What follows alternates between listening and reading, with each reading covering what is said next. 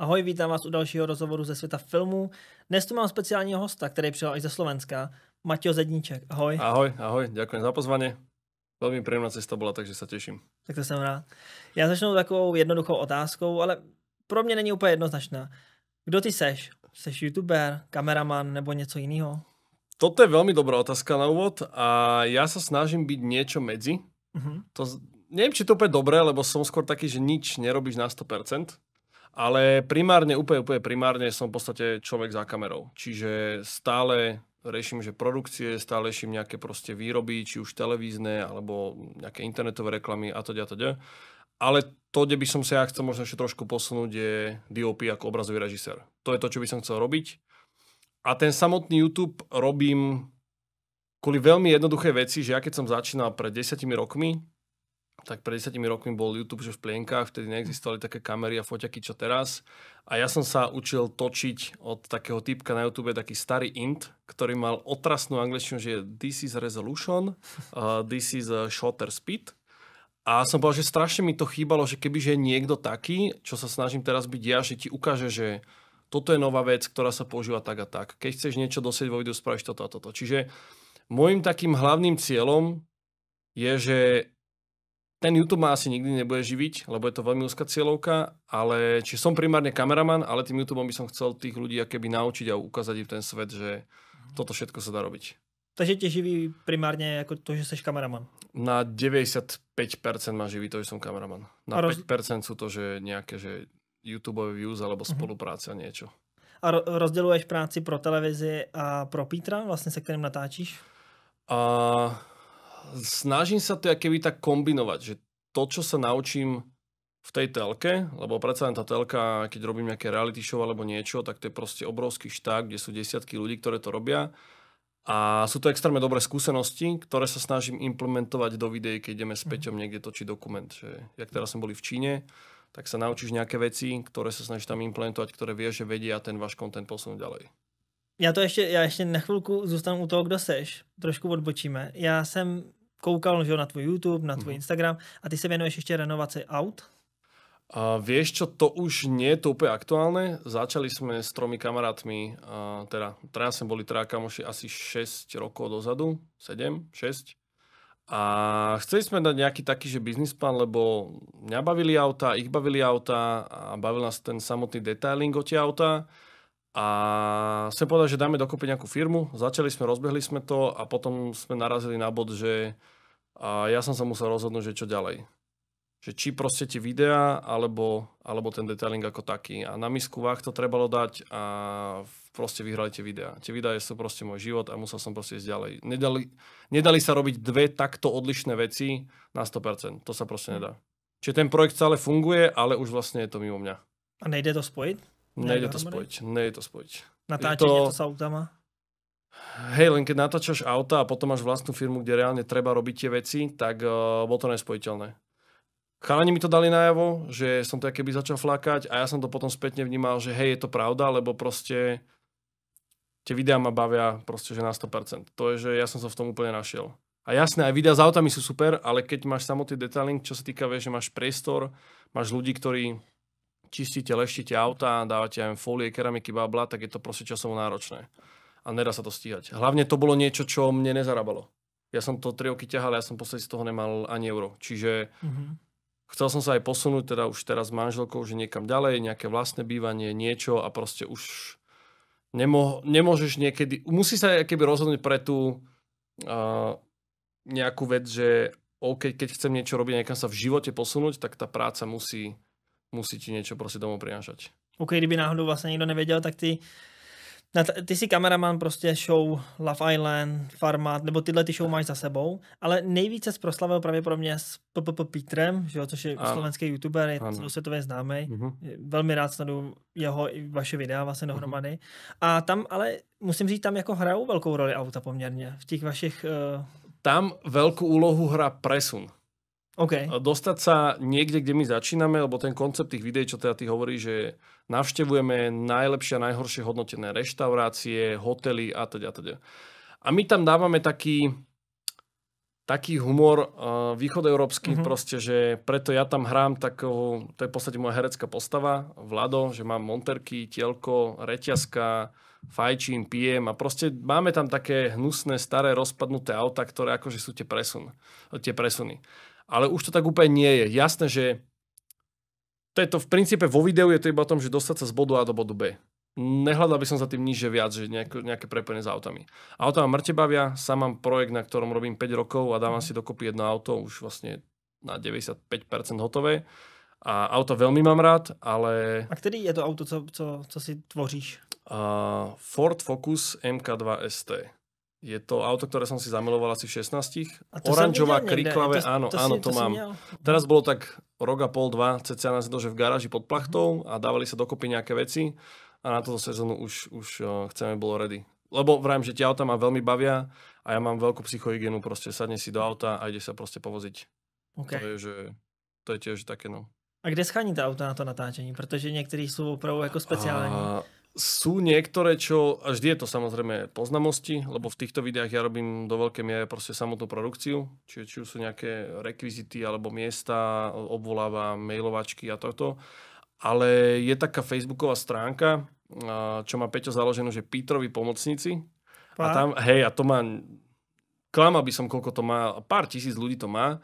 A on tam vždycky napíše, že čaute, nemáte náhodou niekto takúto rekvizitu, alebo čaute, potrebovali sme konský povoz ako presun. A zrazu do pol hodiny sme si mohli vyberať. Lebo vždy pozná niekto niekoho, kto má takéto niečo. Čiže je to veľakrát, aj dáme to na storku, ale vravím, že známosti, cez Instagram a potom táto skupina. To sa tak akože točí a vždy sme nejakým spôsobom to našli. Alebo ja mám ešte taký super trik, čo aj keby že niekto točí a potrebuje nejaké špeci auto, tak idem na Autobazar. A zavolám mu, že vidím, že zdravičko, že nechcem kúpiť vaše auto, ale páči sa mi, chcel by som na jeden deň s ním točiť, chcete za to nejakú rentu. Takže väčšinou to vyjde. Áno, väčšinou sa to teda podarí. No, akože už sme zohnali naozaj všetko. Aj keby, že potrebujeme helikopter zohnať, tak aj to zoženiem. A to jste měli ale ve videu helikopteru, ne? Nebo ne, skákali jste z letadla? Áno, hej, skákali sme z letadla. Jaký to byl zážitek? A ja už som predtým skákal, čiže som vedel, do čoho idem, ale to, že dávnejšie to bolo, že ja som mal také video, túto postov Vlade, ja som tiež rozvíjal na mojom YouTube, ale už som si povedal, že stačí, lebo je to proste herecká postava. Nechcem, aby som bol ja škatulkovaný ako ten typek, ktorý proste východoeurópan fajčí pije niečo, lebo proste predsa len snažil som sa viac tú profesnú stránku ukázať a dosť sa to bylo. Tak som to proste musel katnúť a už tú moju postavu Vlada nerobím. Ale bolo jedno video s Peťom, kedy sme mali taký challenge a to keď prehral, tak museli skočiť takto z lietadla. Prehral som ja, tak som proste si vybavil, že OK, tak idem do lietadla a skákal som v tých monterkách. A hore bolo minus 10. Jo. Takže bolo to veľmi, že adrenalín to bol jak blázon. Či už keď sme išli druhýkrát, ja som vedel, do čoho idem, Peťo nevedel, ale bolo to super. A je to presne taká vec, že na jednu stranu sú diváci, ktorí si povedia, OK, tak skočili s padakom všetko. Na druhú stranu sú diváci, ktorí si povedia, že kokos 15-sekundová scénka. Oni proste museli to všetko vybaviť, došli tam, rekvizity a dať to dokopy a dvakrát sa musel skakať, lebo kameraman niečo, že baví ma to veľmi s Peťom robiť tieto veci, lebo on sa nebojí veľkých vecí. A to mám mega rád. Že fakt do toho ísť, že dva mladí chalani z Bratislavy proste neboja sa ísť proste po svete a točiť veci. Lebo je to, no, čiže tak asi. Nie, trošku som asi odbočil od toho, čo sa pôvodne pýtal, mám taký pocit? Ja si úplne nejsem istý, na co som sa pýtal, ale... Výborne. Tak nevadí. Verím, že to malo nejakú výpovednú hodnotu. Ja myslím, že jo, že sme sa bavili o té přepravě, ne, o vrtulníku. Áno, čiže v tých videách vlastne čokoľvek sa dalo... Niekedy to bolo náročnejšie vybaviť, ale v princípe to, čo sme si akoby zaumienili, že tam chceme tento presun, tak to sa podarilo vybaviť. No já musím říct, že vaše videa jako miluju. Já jsem viděl vlastně všechny. Kdybych měl říct československý youtubery, který mám nejradši, tak určitě Petr bude na prvním místě. Okay. Že, jak si říkal, vy do toho dáváte tolik úsilí. Hej, snažím se. Hasselhoff tam byl u vás. Prostě všechny malý. A viděl si backstage, jak se to robilo? Jo, koukal jsem na to taky. No. To je na tvém kanále, že jo? Hej. My jsme mohli zmínit, že máš kanál Vlad. Áno. Tiež podľa tej postavy, ale chcel som to, že či to nezmením na Maťo Zedníček, ale potom som si povedal, však každý druhý má nejakú prezývku, tak som povedal, že prečo ne, to bude moja prezývka. Já když jsem se dneska připravoval, tak jsem si říkal, jestli si to náhodou nezměnil. Já tě jako odebírám, tak jsem se koukal a máš to furt stejný. Dal som si to tam, že je to také. A vadí ti už Vlad? No ja to, že nevadí mi, lebo už po tej dobe, čo robím tieto technické veci, už to ľudia chápu. Na začiatku ľudia prvé 3 videá, čo som spravil s Peťom, mne ľudia písali, že to som ešte nemal ani svoj YouTube. Písali mi na Instagram, že Vlado, že po anglicky, zahraničný, že Vlado, že nefajčí toľko, nepíš, ťa proste zabíja, takto. Oni to nechápali. Oni si mysleli, že ja som reálne proste tá postava. Až po nejakých 4-5 videách, kedy sme sa dostávali k tomu, že OK, tak asi on to bude iba hrať, že nie vždy je v tých monterkách opitý a proste leží na zemi a niečo, tak potom to aj začali chápať, že kokos, to je nejaká herecká postava a veľmi sa s ňou žili. A mne písali ľudia, jedna baba im písala z Austrálie, že kúpila svojmu manželovi rovnaké modré monterky, jak mám ja. Že úplne sa s tou proste postavou veľmi že vžili. Takže nevadí mi to. Oni to asi jakoby nechápou, lidi z Austrálie jim to může přijít naprosto normální, že tady vlastně ty lidi takový jsou, že jo. No. A... No to je, ja hrám, že úplne, že typického východu Európana, že takto nás reálne vnímajú, ten západná Európa, Amerika, Austrália, toto, že takto nás tie krajiny vnímajú. Že oni si myslia, že takto reálne to je. Takový stereotyp. No, že my máme proste prašné cesty a máme ledva jednu elektriku a kúrime drevom. No tak často to tak je. No, hej, no. Na tých dedinách, hej. A když jsi s Petrem začal spolupracovat, jaký rok to byl? Myslím, že to bude 5 rokov teraz. Áno, v tomto období to bude 5 rokov. To si inak veľa ľudí myslí, že my sa poznáme, že celý život a tak tom reálne spolupracujeme 5 rokov. A ono to tak pôsobí, víš? Hej, lebo my sme sa veľmi akože takú symbiózu máme medzi sebou, že sme sa veľmi mečli aj po pracovnej stránke a do veľkej miery aj v tej ľudskej stránke, že nejsme úplne že opační. Samozrejme, každý máme svoje nejaké hodnoty a niečo, ale 5 rokov dozadu ja som robil v médiu Startupe a tam som robil kameramana a robili sme také rozhovory presne s tým aj chalaniskom, s tým Drahom, čo sme mali to detailingové štúdio. Okay. A že pozývame hosti. Ja som povedal, že pozvíme Peťa. A Peťa neskôr, že ne, potom mu vyšla kniha, tak povedal, že dobre, tak to idem, lebo si môže spromovať knihu. A tam sa ma čisto iba teda po rozhovore sme sa nejak pokecali niečo a som ho opýtal, že či chodím ako kameraman, ako externe. A že jasne v pohode, že není problém. A išli sme točiť spolu svoje prvé video do Prešova. To bol pre nejaký štátny inštitút odborného vzdelávania, tak nejak sa to volalo. A tam sme išli na prvý točiaci deň a úplne sme tak, že vtipky začali, hneď sme sa začali navzájom doberať a to je poviem najlepší vzťah, čo môže s niekým mať, keď hneď od úvodu, čo sa poznáte, doberačky, nadávanie si, že také podpichovanie niečo a tam sme si úplne že sadli. A v týchto projektoch v podstate to funguje tak, že on je hlava, ja som ruky. Ja nemám takú kreativitu ako on a ja si to úplne, že otvorene priznám, že proste on dokáže vymyslieť tie veci, o čom sa mi ani nesnívalo. A na druhej strane on tie veci, ktoré má v hlave, veľakrát nedokáže, že dať do nejakej fyzickej podoby. A to zase ja viem, lebo študujem tie veci technické a teda. Čiže on má brutálny nápad, ktorý ja sa snažím čo najviac k nemu približiť. Lebo trvalo mi to fakt asi 3,5 roka, pokiaľ som začal nejak vnímať, že OK, takto to myslí, takto chce, aby to bolo. A do té doby to natáčal sám všechno? Vieš čo, týchto posledných 5 rokov cca, tých 5 rokov, čo to je, tak myslím si, že 80-90% toho, čo on vydal na kanály, sme robili spoločne. Boli tam samozrejme veci, keď cestoval sám alebo niečo, tak to samozrejme, tam som nebol, to som mu nemal s tým ani ako pomôcť a niečo. Ale keď sme mali vlastne tie spoločné veci a tie cestovateľské, tak druhú väčšinu vecí z toho som točil ja. Niečo som aj strihal, ale niečo si strihal samozrejme on. A když byl v Africe, tak to ste ešte spolu nespolupracovali? Nie. Že to bolo doba, když ja som na neho narazil totiž. To bolo, lebo on bol v Afrike, myslím, že 4-krát asi a nevždy samozrejme to točil. Ale toto posledné, čo bol v Afrike, on tam bol ešte s jedným kamarátom, Ľudom, sa poznajú ešte od strednej, dlhoroční kamaráti a tam som ja nebol. Čiže to bola presne jedna z tých častí, kde som ja s tým aj že nepomáhal, ale to už sme sa poznali. Už ste sa znali. A ľudia samozrejme písali, že prečo som tam nešiel s ním a takto. No tak niekedy za tým nevedia, že je za tým aj že budget, vieš. Že keď sú proste veci, na ktorý sa nenájde nejaký dobrý sponzor alebo niečo, tak proste tiež nevieme robiť veci zadarmo. Proste nedá sa to. A keď proste nebol na to budget, tak to musíme robiť s tým, čo máme. Určite. Čiže preto išiel on aj niekedy proste, že sám, lebo buď to bolo tak koncipované, že môže tam ísť sám, že nepotrebuje tam moju pomoc, alebo proste, že nebol na to budget. A jak si sa dostal ty do telka? Vieš čo, do telky som sa dostal pred 5 rokmi asi.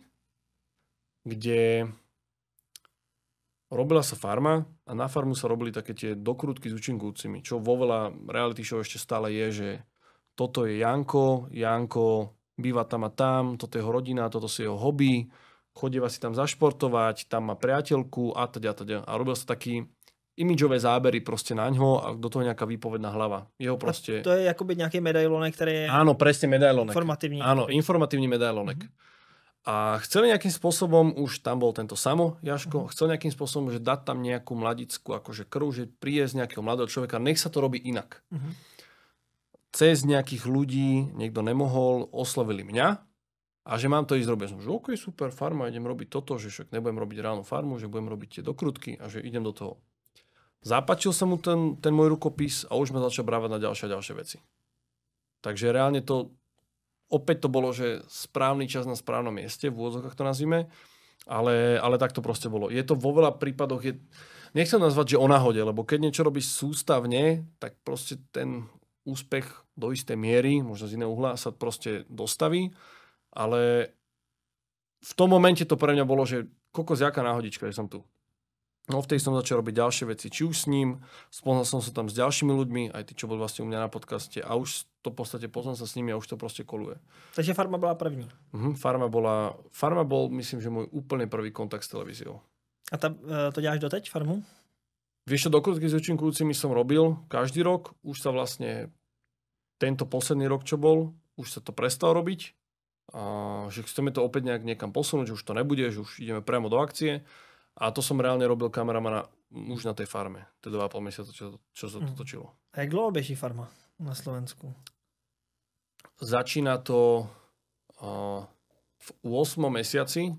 Neviem, keď poviem august, tak nebudeš vedieť. A ja sa nebudem vedieť české, áno. Čiže hovorím 8. mesiac a beží to vlastne 3 mesiace. A to jsou, já se musím přiznat, já jsem to nikdy neviděl, tu farmu vlastně, ale byl jsem překvapený, jak moc populární to na Slovensku je. A neexistuje reality show, ktorá by sa robila dlhšie. Jo? 15 ročníkov bolo. A to se prostě zavřou lidi na farmu a tam musí... Predstav si, že ja neviem, 15 až 20 ľudí, cca, neviem, či sa to každý rok mení, dojde na jedno miesto, kde je proste farma. Reálne, že farma, máš tam proste zvieratá, musíš tam si pestovať, neviem, zeleninu a proste máš ľudí zavretých niekde v nejakom areáli, kde majú nejakú budovku, kde proste môžu že bývať. A to je celé, to je v podstate, že fakt, že sociálne experimentov, že dáš ľudí, ktorí sú rôznej povahy, s rôznymi hodnotami, vieš, dáš tam mladého človeka, ktorý je, že úplne otvorený svetu, emočný niečo a potom tam dáš staršieho pána, ktorý je konzervatívny, ktorý má rád svoj poriadok, že 6:00 vždycky ráno budík a toto nachystá takto, tí mladí takí nejsú, oni sa zobudia, keď treba. Je to úplne, že sociálny experiment. Mňa takto, že to som veľa ľudí pýtalo, že prečo, že takúto blbosť robíš a niečo, že každý na to má iný pohľad. Za mňa osobne to nie je úplne blbosť a na druhej strane ja som stále tá výkonná zložka, keby, že ja som ten, čo som za tou kamerou. Že z tej výrobnej stránky 99% ľudí, nazvem to tak sprosto, hej, v úvodzovkách, že by mi závidelo, že som na takejto výrobe. Si to predstav, že to je štáb, to je 120 členný štáb, ktorý 3 mesiace non-stop každý deň od rána do noci, tam v noci je niekto stále, proste sa vyrába show, ktorá je, že neviem, či je jedna z najsledovanejších na Slovensku 13 rokov. Respektíve 15 ročníkov, 13 rokov sa to robilo, lebo dva boli ešte, že 2-krát za jeden rok. Aha. A to je, že reálne fakt naozaj byť to, že máš tam proste 10 kameramanov, sú tam režiséri, zvukári, technici, babla, že to je proste obrovský kolos, ktorý ide a že dostať to do takéhoto niečoho je proste pre mňa extrémna skúsenosť. Čiže ja sa na to pozerám viac na tú skúsenosť, ako to, že toto je to, čo som v živote chcel robiť. Nie je to taký medzikrok pre mňa, ale dá ti to takú extrémnu a intenzívnu skúsenosť, že ti nedá žiaden iný projekt. A vyplatí sa to jenom skúsenostma, nebo i finančne? To už je uhol pohľadu. Pretože na jednej stránke, že ak si zoberieš nejakú dennú sadzbu, tak človek, podľa mňa, že ako ja, ktorý je one-man show, že vieš si mať vlastnú produkciu, celé si to natočiť, postriať niečo, dokážeš zarobiť viac. Na druhú stranu tá farma je v tom, keby proste istota, že na 3 mesiace mám proste robotu. Prosto poviem, odvezú ma, privezú, mám tam nejaké jedlo, dostanem tam techniku televíznu, ktorá vlastne, že nemusím si aké minčiť svoju a máš akéby istotu, že ti proste pípnú peniaze. Ale není to, že ti pípne 20 mesačne do vačku, to zase ani zďaleka, hej. Ale proste, že dá sa s tým pekne zarobiť, len sa na to treba pozerať, že ak by si porovnal nejakú prácu na trvalý pracovný pomer, že chodíš niekde do nejakej továrne a porovnáš si toto, tak jasne ako kameraman zarobíš viac. A dovolím si povedať, že možno dvojnásobok. To, čo bežný človek. Ale keď si zoberieš na tú druhú stránku, že tí šikovní ľudia, ktorí dajme tomu, že sú ako ja, že one man show, že máš svoju techniku, vieš to celé vymyslieť, natočiť, postriať, by za ten istý, že pre nich denná sadzba je to málo. OK. No a když chceš počúvať číslo? Lebo mám pocit, že tak čakal si na nejaké číslo. Tak řekni číslo. Pri tých výrobách cca, a to si myslím, že aj v Barandove tu, to bude plus minus podobné, že od nejakých 200 do 240 eur na deň. Na deň 200 až 240 eur. Hej, cca tak to býva. Záleží samozrejme, že aká výroba, lebo tam máš aj napríklad, že hodinovú, že je to dohodnuté tá výroba na, dajme tomu, 10 natáčacích hodín. Dajme tomu si o 2 hodiny dlhšie, tak máš akoby nadčasy alebo niečo. Ale plus minus na všetkých výrobách, čo som robil, sa to hýbalo cca takto. A tak to není špatný, ale zase na druhou stranu je to ako hodně práce. Treba si to napríklad že zvážiť, že na farme teraz, čo som bol, tak si dobre, že tam ťaháš 12 denne.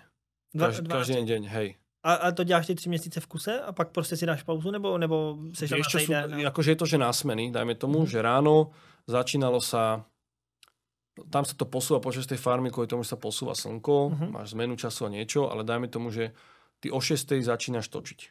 6:00 ráno. Čiže keď sme, dajme tomu, išli z Bratislavy, tak o 5:00 musím vyrážať z Bratislavy, aby som o 6:00 bol na place. Nehovorím, že 6:00 mám kameru a začínam točiť, ale tá farma napríklad funguje, že sú tam kameraman má že reálnu kameru, s ktorou točí, keď sa ide točiť nejaká hra, nejaký event, dojde ten hospodár Martin a teda. A potom tam máš tie remoteové kamery, ktoré zároveň cez pačky, to je jak joystick a ovládaš to. Tak dojdeš tam, naberá si, dajme tomu ráno nejaké ilustráky, všetko príroda sa zobudzá, zvieratá sa zobudzajú, tak robíš tieto ilustráky, hej? Nejaký timelapse, niečo.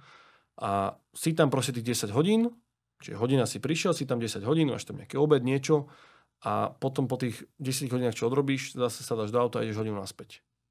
To máš 12 hodín. Si zober, že od 6:00, 4:15 musíš stať, aby sa dal dokopy. 3/4 hodinu, nachystať si možno nejaké raňajky, sprcha, zubiť niečo, obleče sa, hodinu cestuješ tam, 10 hodín tam robíš. A to je, že áno, nie je to, že každá minúta a beží tá kamera a ideš, ale z tých 10 hodín si myslím, že 8,5-9 tam proste odrobíš. Buď za pačkami, alebo že na kamere, že veľmi málo sa tam dejú nejaké prestoje, lebo zase produkcia je, že každý deň sa musí vyrobiť epizóda, čiže oni potrebujú byť naozaj že na čas. Vráti sa večer domov, unavený po celom dni, lebo niekedy si tam, že lebo to je akéby tá kontrol, kde sa to točí a potom tá farma. Ono je to náschval, aby si to nevidel navzájom, ale niekedy proste ty zoberieš tú kameru a ide tam točiť nejaký event. Dlho to trvá, začne v strede proste pršať, zase musíš obaly na kamere dávať niečo a niekedy si proste 6 hodín hore na tom place. A zvyšné 4 proste páčkuješ. Ale že je to že náročné. Je to fakt, farma ako taká, keď som bol ako kameraman, bola že najťažšia produkcia, na ktorej som bol. Ale keď dáš farmu, dáš čokoľvek. A Love Island byl teda jednodušší. Je to jednoduchšie v tom, že na tom ostrove prší 2 dní do roka. Si tam v podstate, má to nevýhodu, že si v podstate úplne od rodiny, od priateľov. Tu sa robil na Kanárskych, čiže vlastne nemôžeš tam ísť úplne. A máš tam jeden deň do týždňa voľno. Farma nemá voľno. A máš voľno samozrejme iba niektoré zložky. Niektorí stále pracujú, lebo postprodukcia tam ide, lebo tam je, odkiaľ sa niečo natočí, do 48 hodín to musí ísť von. To je že extrémne šibenčný termín, lebo ty tam tomu pondelok ráno niečo natočíš a to vychází každý den? Love Island? Myslím, že 6 dní do týždňa to bolo. 6 dní. Alebo 5. Asi 5 sa mi zdá, že 5 dní do týždňa, plus tam je jedna epizóda, ten recoupling, že sa menia si páry. Ale to je, že reálne to, čo ty natočíš, že pondelok ráno to ideš točiť, tak útorok na obed sa to musí posiať na Slovensko schválené, aby to mohlo ísť von.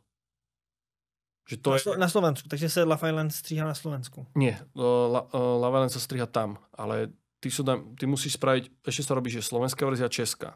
Aha. Kvôli titulkom, meno, niečo, lebo my nemáme s háčkem. Napríklad, vieš, že blbosť, ale tak to je. A Musí sa proste spraviť verzia, ktorá sa pošle aj na Slovensko, aj na Česko. Lebo tu sa to akoby doklepáva. Finalizujú sa nejaké veci, môžu sa tam dodajú nejaké reklamy ešte, keď sú nejaké slovenské, české a teda. Čiže to je extrémne šibenčný termín. A co tě bavilo víc? Viac ma bavil Love Island, pretože teraz 2023 som nebol na Love Islande, lebo som narodila dcera, ale rok predtým som bol a tam som robil DOP-ho, ale robil som DOP-ho tých extrových vecí. Čiže išiel som na obhliadku, kde bude nejaké rande, kde sa pôjde na surfy a teda. Bol nejaký, proste, čo sme tam boli, nejaký tím, pár kameramanov, zvukár, neviem, maskerka, kostýmerka, produčný a teda. Došli sme na to miesto a v podstate mňa bavilo strašne vyrábať ten vizuál toho, že bol tam vždy obsahový režisér a ja, čo som bol obrazový režisér. A to ma bavilo zo všetkých robot asi najviac.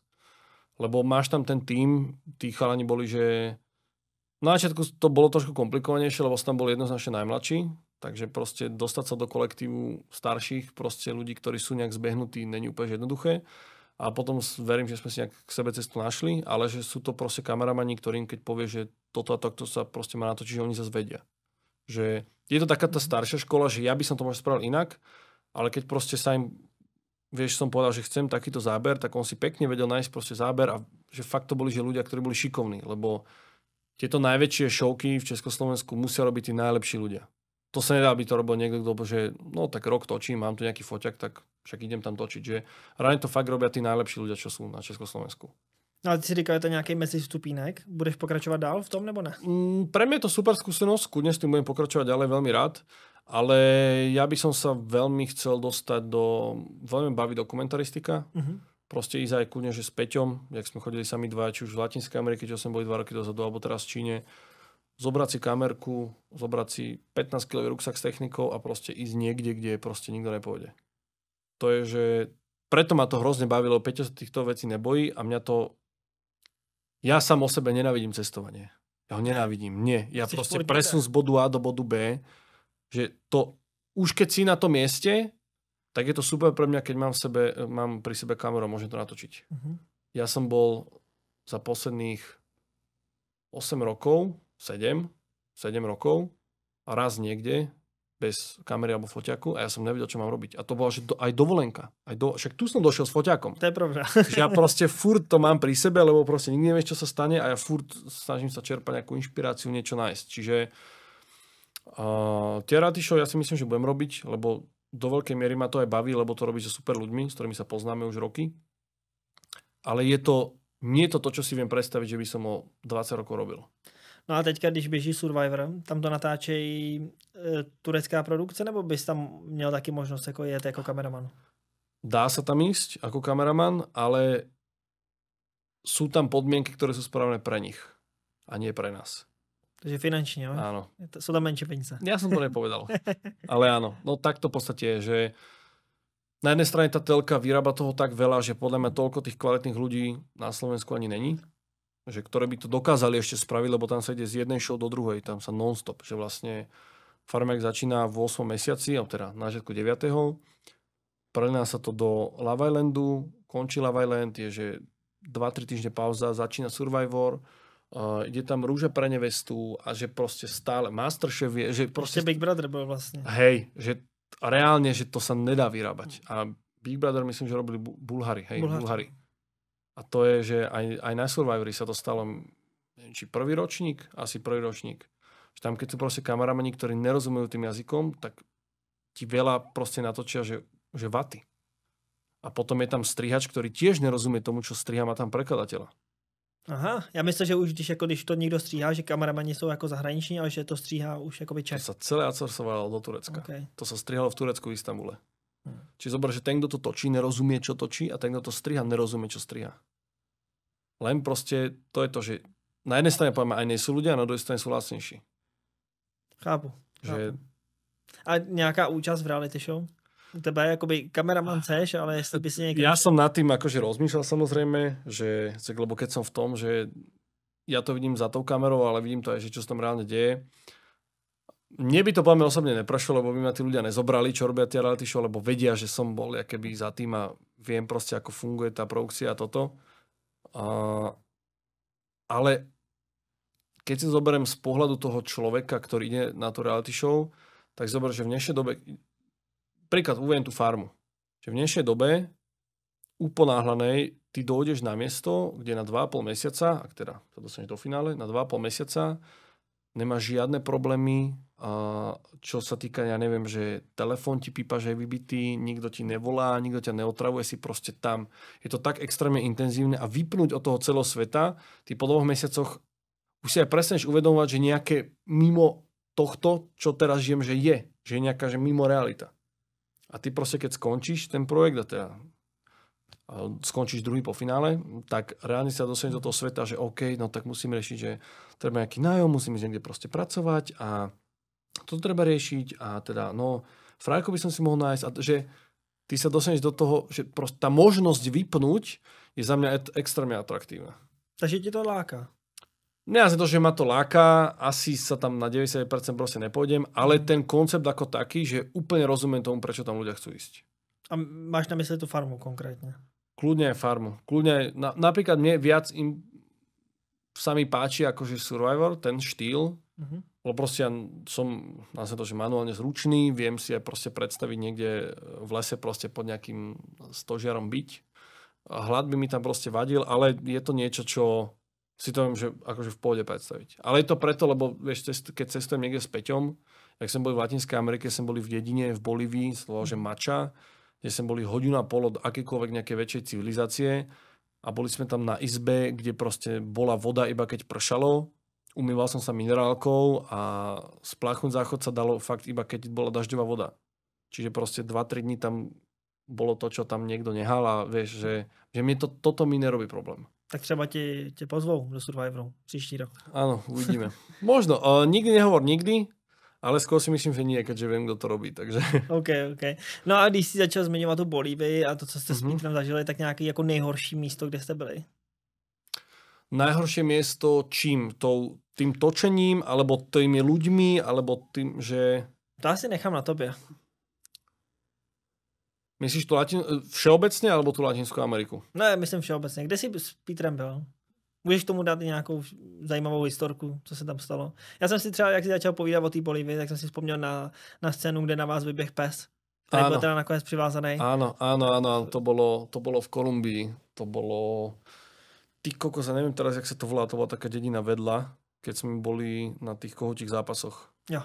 Tak tam, vieš čo, ja si myslím, že tento príbeh, čo som začal hovoriť v tej Bolívii, v tej Mači, v tej dedine, lebo to bola reálne, že konec to nazvem, že expedícia, kde sme išli, ani domáci úplne nevedeli, že takéto niečo tam deje. To je inak tá jedna jediná nevydaná epizóda z tej celej Latinskej Ameriky, ktorá je jedna nevydaná, ktorú sme chceli teda, že to je náš úplne, že masterpiece.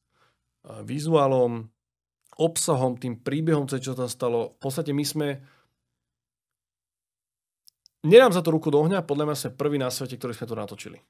A proč to vlastne ešte nevyšlo? Ja už sa to nepamatujú. Pretože YouTube nám to v momente zablokoval a my sme si aj povedali odstupom času, že bolo to super, pretože toto je selling point celej tejto série a chceme to predať nejakej streamovacej platforme. Riešime to, je to na veľmi, veľmi, veľmi dlho, lebo proste dostať sa tam, nakontaktovať sa tam a už mali sme už nejaké telefonáty s Američanmi, aj z Holandska sa mi zdá, že sme volali s jedným chalaniskom. Je to veľmi nadlho. A pokiaľ tam niekoho nemáš, tak že to takmer nereálne sa tam dostať. Ale máme jeden nápad, ako by sme to vedeli ešte posunúť ďalej. A když máš takový blízký vztah k Vojo, nebo k Markíze jako nové, tak tam to pro vás nemá smysl?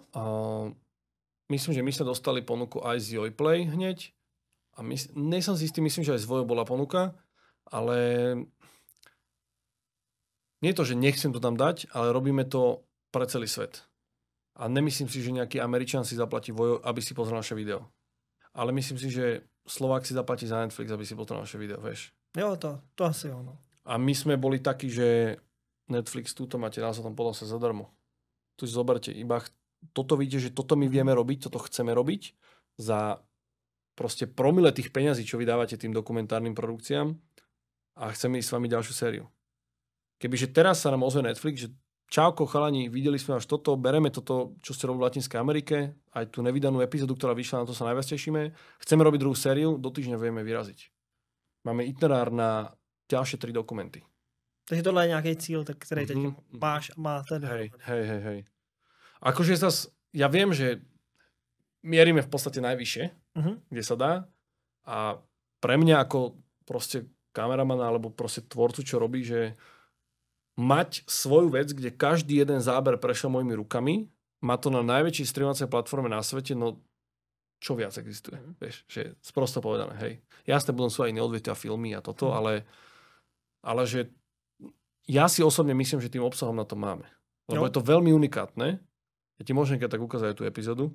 Okay. Je to veľmi unikátne. Je to 30-minútová epizóda, ktorá je, že trošku samozrejme doskracuje takto, ale vrátim sa naspäť s tým príbehom, čo si teda hovoril. No, to je pravda. A bolo to v Bolívii, v dedine Mača, kde vlastne sme išli 6 hodín autom.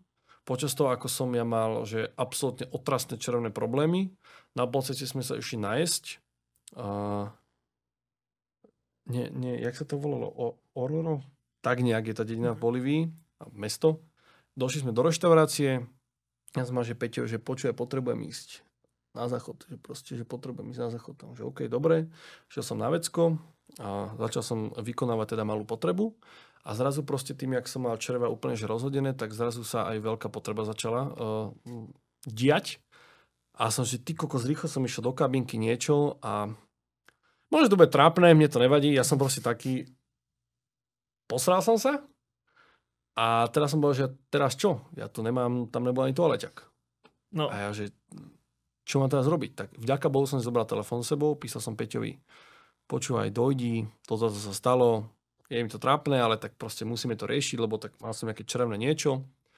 A donesol mi z auta veci, ja som mal ešte kufor, na ktorom som mal zámok, tak sa vrátil ešte raz, aby som povedal ten kód na ten zámok. Donesol mi nové veci, kúpil nejaké vreckovky, ja som sa tam akože nejak poutieral niečo a tam nešla voda. Takto, ďalšie 3 hodiny sme išli do dediny, kde sme boli 5 dní a točili sme ten festival, to nevydaná epizóda, kde išla iba dažďová voda, ktorá išla po 3 dňoch. Takže v takomto odpornom, otrasnom stave ja som sa minerálkou nejak sa snažil umyť a bol som 5 dní na mieste, kde proste zás nešla voda. Bol to otrasný pocit, lebo som mal pocit, že smrdím jak úplný, že skunk. No a tam sme točili festival, o ktorom asi nechcem už viac akože extra hovoriť, pretože stále je to potom pod tým rúškom tajomná, ale vravím, že príbehom, obrazovo, tými ľuďmi, tým, že tam všetko stalo, asi najlepšie video, čo som v živote spravil. A preto chceme, aby uzrelo svetlo sveta niekde, kde je toho hodné. OK. A ty jsi zmínil, že to je jako nejvyšší meta, že pak jsou filmy. Filmy by tě lákaly? Jako... Áno, už som bol aj teraz druhý mesiac, tretí, tento rok, 2 mesiace dozadu, som už bol s kamarátom jedným točiť. Jeden taký, ukážku lomeno trailer na jeden film, ktorý sa bude potom robiť. A hra tvorba je veľmi fajn, lebo máš vyslovene na tie veci čas, máš tam super ľudí, máš na to budget a vieš sa s tým veľmi vyhrať. A film ako taký určite, môjim snom je natočiť kudne krátkometrážny vojnový film. Ale takže to je jednodušší natáčať film podľa teba? Je to určite jednoduchšie ako natočiť dokument. Lebo v dokumente, hlavne tie dokumenty, ktoré robím s Peťom, tam nevieš si presne 20-členný štáb. Že ideš do nejakej, v tej Mači, tam bola nejaká komunita, kde sme tam došli 2 mladí chalani, čo cez 15 ľudí sme sa na niekoho nakontaktovali, že tam vieme byť, tak to... Oni v tejto dedine Mača sme točili celú s takou komunitou ten festival, ktorý tam je. A oni nám povedali, že môžeme to točiť, ale musíme to napaliť na CDčko. Fakt? 2021. Že napaliť na CDčko. Udiali ste to? Odkiaľ by som, aj za CD-romku som nemal. Našli sme jedno USBčko, ktoré Peťo mal také otrasné reklamné, ktoré bolo hrozne pomalé a mal tam filmy. Tak som musel vymazať všetky filmy, aby sme im to... Ja som z toho strihol také krátke video, aby sme im to dali na to USBčko a mohli sme im to odozdať, aby teda, že OK, že môžeme točiť. To je zajímavý. Tam 3 ľudia sa ma snažili zbiť, tam bol každý druhý, že totálne opitý. Princíp toho festivalu, iba to tak načrtnem, aby bol taký mini spoiler, princíp toho festivalu, on trvá viac dní, je, že tieto komunity okolo tejto dediny Mači sa stretnú na jednom veľkom námestí, kde proste pijú, tancujú, hodujú, ale zároveň sa tam tieto komunity vyzývajú do pestných súbojov. Čiže predstav si, ja som z jednej komunity, z druhej a ťa proste vyzvem, že poď sa biť. A ideme sa reálne byť, že holými rukami Sú tam ako keby také striktné pravidlá, nemôžeš nikoho kopnúť, nemôžeš mať zbráň a teda. A sú tam reálne aj policajti. A tí policajti iba reálne robia kruh, aby strážili nejakú bezpečnosť, ale oni nebránia tým výzvam. Tam boli všade na zemi vybité zuby, dokrvavení proste ľudia a 4 ľudia zomreli počas toho festivalu. A vy ste to videli? Nejsem si úplne istý, myslím, že 300 máme natočených. A ovlivnilo ťa to nejak? Potom to ja už som...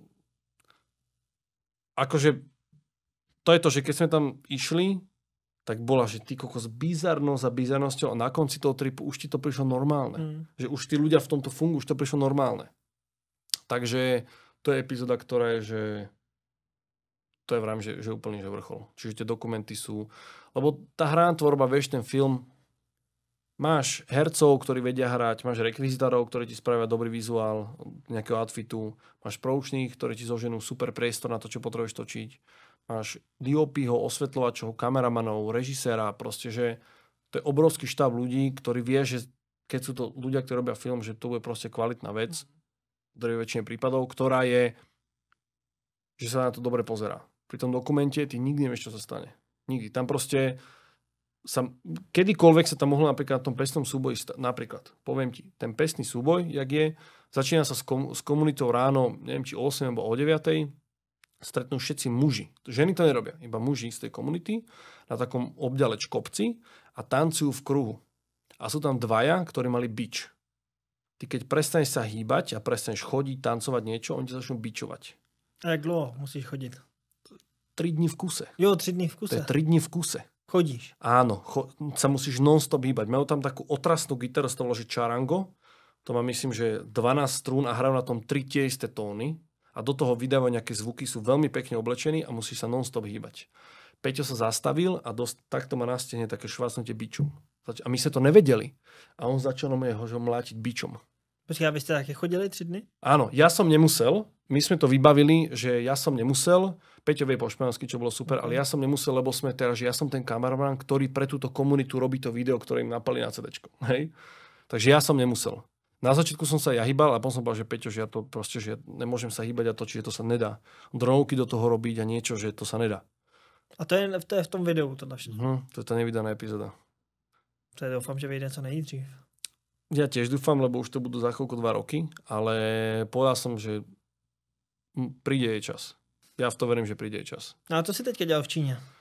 To sme boli s Peťom točiť tiež následožný dokument, ale nebolo toho takého štýlu, jak v Latinskej Amerike. V Latinskej Amerike bol Peťo taký ten, nazvem to, že moderátor, ktorý proste ti ukazoval tie veci a komentoval ich, jak v National Geographic. Na tom YouTube to až tak nejde. A chceli sme to dať do viac takej autentickej roviny, čiže tuto vlastne Peťo má svoju vlogovaciu kameru, kde tých divákov keby sprevádza tým, čo sa deje. A ja som do toho robil proste ilustraky, dronové zábery, svetlo, zvuk, záloha dát, blablabla, niečo, že ja som to triedil a takto. Že ja som bol tá technická keby podpora toho celého, ale zároveň som tam robil všetky tie veci. Čiže chceli sme to vystavať viac. Že áno, je to v podstate dokument, lebo dokumentuješ to, čo sa deje, je to také všetko prirodzené, nič tam nebolo vlastne skriptované, lebo to nemáš jak skriptovať. Ale je to postavené, že Peťo je ten človek, ktorý sprevádza tých ľudí a je to také autentické a do toho je to samozrejme pekne natočené a takto no. Čiže a boli sme tam opäť točiť, myslím, že 13 epizód, uvidíme, asi 12 epizód z toho bude. Začne to vychádzať, neviem teda, kedy bude tento podcast, čo je teraz, 4. mesiac? Teď je duben, no. Asi v 6. mesiaci to začne vychádzať. Malo také zatiaľ schedule nastavený, že každý druhý týždeň by to malo vychádzať, čo plus minus vychádza do konca roka. OK, tak to sa budú tešiť. Čiže bude to... A sú tam, že vyšlo... Mali sme mať 10 epizód, spravili sme nakoniec 12, čiže za mesiac 12 epizód bol extrémne intenzívny mesiac. Aj s presunmi so všetkým. Vyšlo všetko ešte lepšie, ako sme očakávali. Čiže sa naozaj podarilo spraviť brutálne veci. Tak to je super. A sleduješ filmovou sedmičku? Priznám sa, že začal som veľmi nedávno. Začal sa možno hanbím, že sa to ku mne nedostalo, ale asi prišiel ten správny čas, aby sa to ku mne dostalo už teraz. Já si myslím, že vy taky sledujete filmovou sedmičku. Každýho hosta se na závěr ptám na jeho 7 nejoblíbenějších filmů. Ja som nad tým presne rozmýšľal asi, že 4 dní dozadu. Teba nahlejem, nemáme zvuky. A rozmýšľal som nad tým asi 4 dní dozadu a potom aj cestou sem z Bratislavy do Prahy. A musí to byť čisto filmy, alebo to môže byť aj seriál, alebo rozprávka? Povedzte. Zatím říkáme jenom filmy, takže bych to nechal Dobre, v těch filmech. Ja som si ich poznačil, aby som si ich pamätal všetky. 1, 2, 3, 4, 5, 6. Mám ich 6. Jeden je taký, že možno 7. Možno si spomeniem ešte. Áno. A sú to skôr filmy, ktoré nenazvem to, že boli obrazovo je to taký myšunk. Máte vyslovo myšunk? Vieš, čo je myšunk? No taký asi myšmaš, ne? Mix, hej. Veľmi obľúbený film, ktorý som videl už asi že 25 krát, 1917. Vojnový film, ktorý bol o dvoch vlastne posličkoch, ktorí išli odozdať odkaz. Celý film je natočený v podstate bez strihu. OK. Jo, myslíš 1917. Jo, áno, 1917, áno.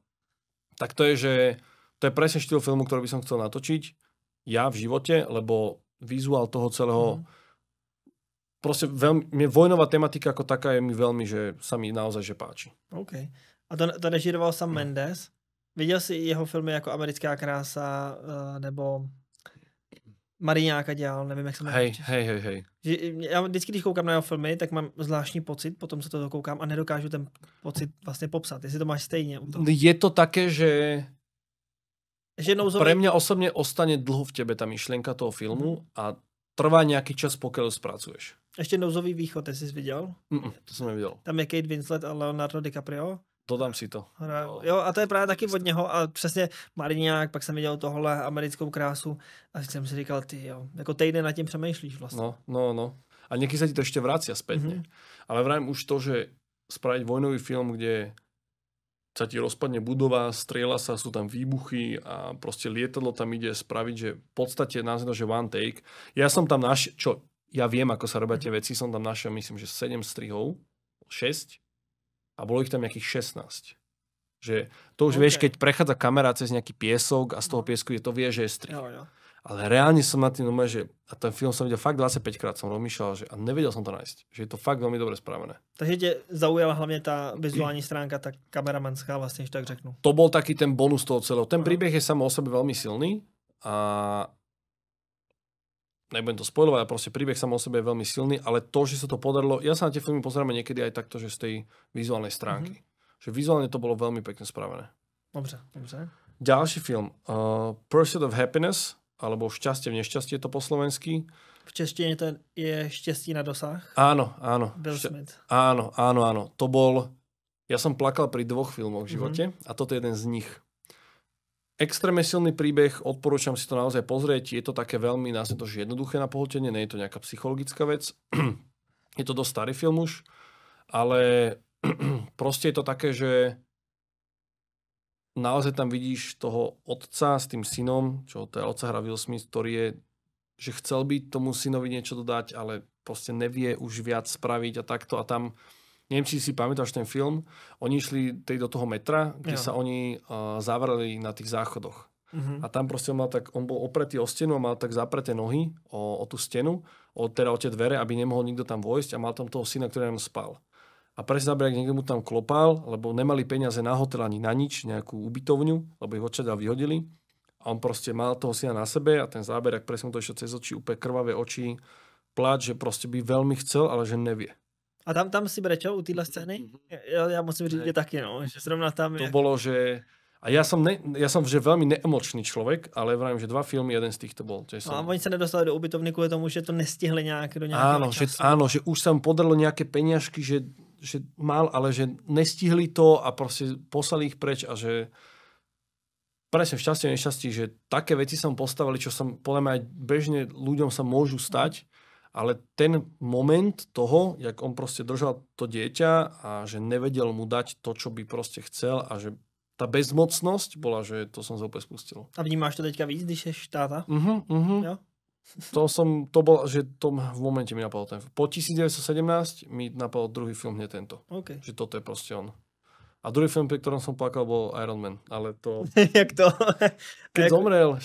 A tak to bolo v Avengers. No, v Avengers, keď zomrel. To bolo, že veľmi sa chcel o všetkých postarať, všetkých zachrániť a posledne sa mu to podarilo, ale že ja som bol, vieš čo, lebo buchol som do toho. Poďme. A ja som veľmi v Marvel svete a keď vnímaš ten svet, tak proste ty ho bereš v úvodzokách, ako keby to reálne existovalo. A ja som začal pakať, že ty kokos, tak teraz už nikdy v živote nebude Iron Man. Že to je moja obľúbená postava, že proste, že... A to ma úplne, že to... A doma som začal v kine. Som tam bol so ženou v kine. Som začal plakať. Niekedy to na mňa doľahne, no. Ale sa niektorí plačuje pri Harry Potterovi. Jo. No, ďalší film, poviem, asi ho nevidel. Sisu. Neviem, teďka to myslím. Sisu je slovo, ktoré sa nedá preložiť a je to dosť nedávny film, vyšiel možno 3 roka dozadu. A je to po konci druhej svetovej vojny, sa mi zdá, vo Fínsku bol týpek, ktorý bol akože nejaký že vojnový veterán, ktorý vlastne nemal ani ženu, ani dieťa a našiel zlato. A to vlastne našiel tú zlatú žilu. A on vlastne išiel, to zlato, ktoré našiel, tak chcel ho keby... Páčte, nebude pípať. Si to vypnem. Ospravedlňujem sa. Tak chcel keby doniesť do banky, aby z toho mal teda peniaze. Princíp, veľmi jednoduchý. On bol, že bolo to robené presne tým štandardným štýlom, starý keby film, tank tam bol, vojaci tam boli, on tam bol ako ten superhrdina, to nazveme, ale pozeráš celý ten film, on prežil, že pád z lietadla, on prežil to, že horel, prežil to, že ho strelili, prežil to, že bol zavesený za hák a tam 24 hodín tam ostal proste zavesený. Ešte tam bolo, že vstúpil na mínu, to prežil. Proste, že úplne že fakt spravený, že vizuálne, keby, že to realita, ale stali sa mu tieto veci. A až na konci toho filmu, keď skončil, ja som vyšiel z toho kina, som si uvedomil, že ty kokos, tak toto je že extrémna paródia na všetkých superhrdinov. Mm-hmm. Je to vizuálne veľmi pekne spravené, aj ste tam ten jazyk a toto, ale že napríklad tento hlavný superhrdina za celý film nepovedal ani slovo. Aha, to je, že nemluví vôbec. Ne, a nie, že by nevedel, ale on na konci celého filmu povedal, ak sa, nebudem to spoilovať, na konci povedal jednu jedinú vetu za celý film. Tou gestikou, vecami, že takto bolo proste dobre spravené, že až spätne som si uvedomil, že kámo, že tak toto bola brutálna paródia na všetkých superhrdinov. Lebo každý superhrdina je, že všetko sa mu podarí, všetkých zastrelí, nájde si tam ženu a na konci si dajú pusu a je to klasická vec, ale proste toto bolo, že veľmi dobre spravené. Čiže opäť odporúčam, veľmi jednoduché v strede toho filmu si uvedomí, že ty kokos, lebo napríklad bola tam vec, že streli po ňom, lebo zistili tí, čo to odtiaľ odchádzali Nemci, že má to zlato. A chceli oni to zlato, že to bude, sa vrátia domov po vojne a budú mať peniaze. A on skočil do vody, aby vlastne mušiel, tak samozrejme gulky išli dookola a držal tam dých. A ten veliteľ povedal, že dvaja, že choďte po ňoho, že vylovte ho a zoberte mu to zlato. Samozrejme zlato ho nepodarilo dole, to je jedna vec. Ale bola tam lodička, išli lodičko a on proste jedného z toho strhol, jak mu prerezal mu krk a kebyže ho otvoril a išiel mu odtiaľ vzduch. A on sa nadýchol toho vzduchu, aby mohol zase vydržať pod vodou. Úplný proste, že nonsens, čo v živote nikdy by sa nestalo, aj to, že, ale až potom si uvedomí, že fakt to bola, že brutálna paródia na to. Okay. Vizuálne pekný film. A ďalšia vec, klasika, film 300. Jako bitva u Trnku. Áno. Okay. Ale tak to není zase tak jako vizuálně, jako že to je ve studiu, je to poměrně vidět, že to je ve studiu. Áno, ale je tam za mňa veľmi, veľmi silná myšlienka.